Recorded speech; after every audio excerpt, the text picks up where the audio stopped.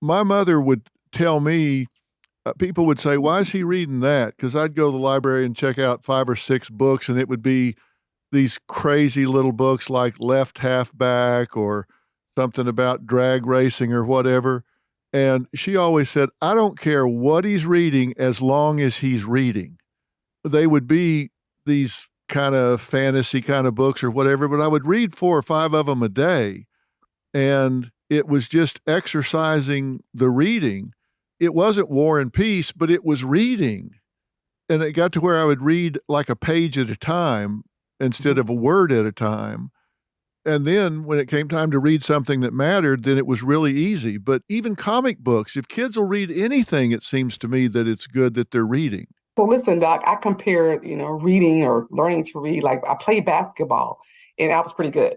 In order to be good, you got to practice and you got to do it over and over again and practice the right way. So when we do our sessions or trainings at the National Literacy Institute, I'm not selling the program. I tell them all the time, I don't, Doc, what can I buy for our school? I don't have anything. All I have to do is give them knowledge on how to be an insightful, knowledgeable teacher on how to teach literacy. But to me, it's just like practicing to be, in a sport, basketball or baseball. You got to do it over and over again to get good. You got to work that muscle, right? And you got to build that schema. But a lot of times, again, these kids are not reading. And then a lot of our teachers are not trained to teach reading, and especially if that child is coming with a reading deficit or some type of area of concern, and so area of need. Let me make you laugh, Dr. Phil. We're getting ready to do this thing called book swap. And book swap is where the children bring a book from home and then we give them a new book. Just the other day, I had someone say, "Do you think, Doc, that's going to work? How many kids do you think are going to be able to bring a book from home?" And I had a lot of people saying they don't think that it's going to work. I couldn't understand. We did it before COVID, and I've done it before, but I'd had a lot of people say, "Do you actually believe they're going to bring a book from home? Do you think they have books from home?" I just, that threw me off for a second. But it's where the kids come and we have authors that speak about their books and stuff like Right. that, and then they give the child their book. And for the first time, I heard quite a few educators tell me they can't wait to see how I'm going to pull this off because they can't imagine children bringing books from home, that they don't have books at home. Wow. So yeah, I just I'd be interested to that see how that goes if they're yeah. actually reading in the home. But they said I didn't have books. So and I'm such a person, like, again, I play sports, I like to win. Because I heard that, I'm like, I can't wait to do it though. But that they want to see. They don't think the kids will have books at home to come and swap with me. Basically, what they said, we don't want you to be embarrassed in front of authors because the kids may not bring books to get a new book. Dr. Phil, we did a conference. Let me just say this other piece. I'm having a good conversation with you.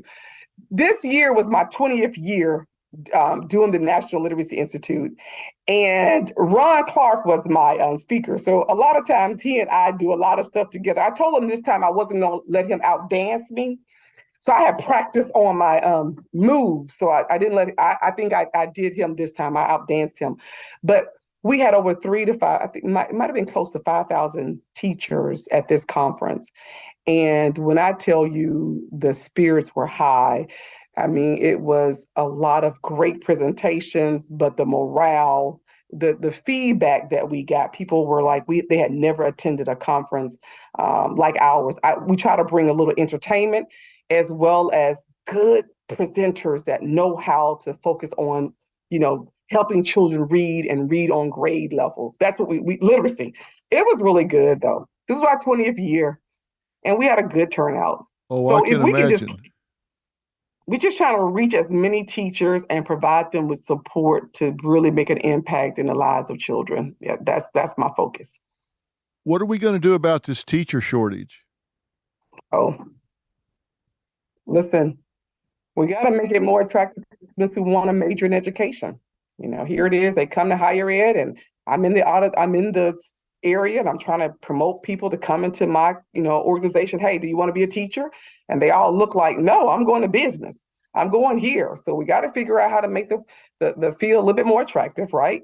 Um, I do think we have to increase I don't, and Dr. Phil, I don't feel bad about saying that. I've been in education, the only thing I've ever done. So I feel like I have the credibility, as the kids say. I feel like I can say we need to increase the pay. It needs to be a little bit more so that teachers can have just one job. I go into schools and I hear teachers saying they work two jobs.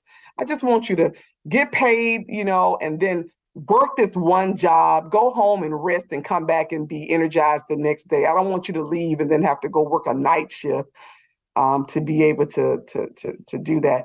I also want to. I think we gotta really talk about how to teach all children, right?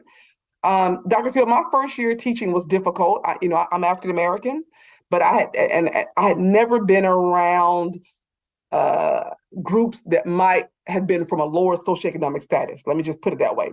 So even though I looked like my parents, I still had a difficult time being able to understand my parents, right? And that still happens now. So we got to make sure that we understand how to do culture responsive teaching, how to make sure we can be able to teach students who may not look like you or that may look like you, but come from different backgrounds. I think that may help attract. And then I think we got to make sure that teachers have a voice. I hear so many teachers saying they don't listen to what I actually need in the classroom to increase the numbers. Well, have we got non-educators directing the educational system? Of course, I think, I'm going to get in trouble, but I think that's who tries to make all the decisions. You've never taught before. You think because you're in this certain role, you make these decisions, top down. Yeah, yes, I think that's one of the main problems. And then everybody has something to say when the school is not performing, but they never go to that school or to that source to get, what is needed. So yeah, everyone, yes, I do. A lot of people that are making decisions are non-educators. I do. Every teacher I've ever talked to with any depth gets into their own pocket to buy materials for their classroom. They bring stuff from home. They go to Hobby Lobby. They go to wherever they buy construction paper. They buy scissors. They buy materials. They bring things from home to make projects for the class. Now, they're not getting paid enough to live, but yet they're getting in their own pocket to go buy materials for the classroom. And then they have summer jobs, they have weekend jobs. Yeah. That just doesn't attract enough or the kind of people that we really need. Yeah. Yeah. And even the people that say they love and it's a calling over their life to be an educator, they feel funny when, they discuss they would like to get paid more because people say we should do it. And we do it because it's a part of us and it's our calling. We love doing it. But if I'm only making $60,000 and I'm having to buy all of these resources, it's just not adding up. And the time frame. Yeah, Dr. Phil, my mom, education, 42 years, and both parents in education, my mom did a little budget for me. So she said, okay, you're bringing home this amount of money. You have to subtract this amount of money every pay period so you can buy supplies for your classroom. So I automatically knew that I was going to have to, subtract this amount of money so that I could buy resources. I end up telling when I was a chairperson of a department, I end up telling the students, you may have to look at your own financial money to be able to support some things in your classroom like supplies to the students and resources. Yes, Dr. Phil. Yes, I'm telling you, they're leaving. Here it is. I'm coming in to do a parent night, and some teachers are leaving because they go to a second job and working on weekends. What do you think of this, what they're calling warm body? Dr. Phil, we talked about that. I saw all the little comments people made. We talked about that. Listen, I told you wouldn't go to a physician who had never gone to medical school. You just wouldn't do it. So why would I just put anyone into the classroom to teach? I disagree. Go ahead and email me and tell me what you think about me, but you just wouldn't do it. If you were not feeling well or something, you would not just go somewhere and say, okay, you want to be a doctor. Okay, well, you know what? Work on me. That's just not, but we do that. And then Dr. Phil, everyone says they can be a teacher. everyone. It's more than just teaching the content. It's teaching and managing and motivating and bridging. It's a whole lot of stuff. You got 30 different personalities in that classroom. You may have 5 to 6 different abilities in that classroom. Oh man. So it does something to me if I'm in the streets and someone has all the answers for us as teachers. That this and then they say, well, what I would do. No, do it first and then let me see. I went in, let me make you laugh. I went in last year and I did a model a lesson, right? I think I'm an expert. Dr. Phil, I went in to model a lesson with middle schoolers. I had never sweated so hard in my life. I was sweating. It did not go well. And I was modeling to teachers. And so I laughed because I went in thinking one thing, right? And the teachers sat back like, Dr. Ingrid, what would you do? It was just, I ended up saying, you know what? Secondary is difficult. So let's figure out how to work together.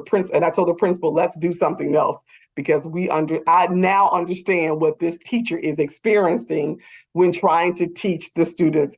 And so my team and myself, we laughed about that whole experience. Dr. Phil, I tell you, it was so difficult going in. I said, I imagine what substitute teachers, how they feel going in. Yes. The students let me know quickly I was not the main teacher. Of I course. did ask, I had some problems with classroom management. I was surprised because I really had a good lesson. I had some students that just tell me they didn't want to participate.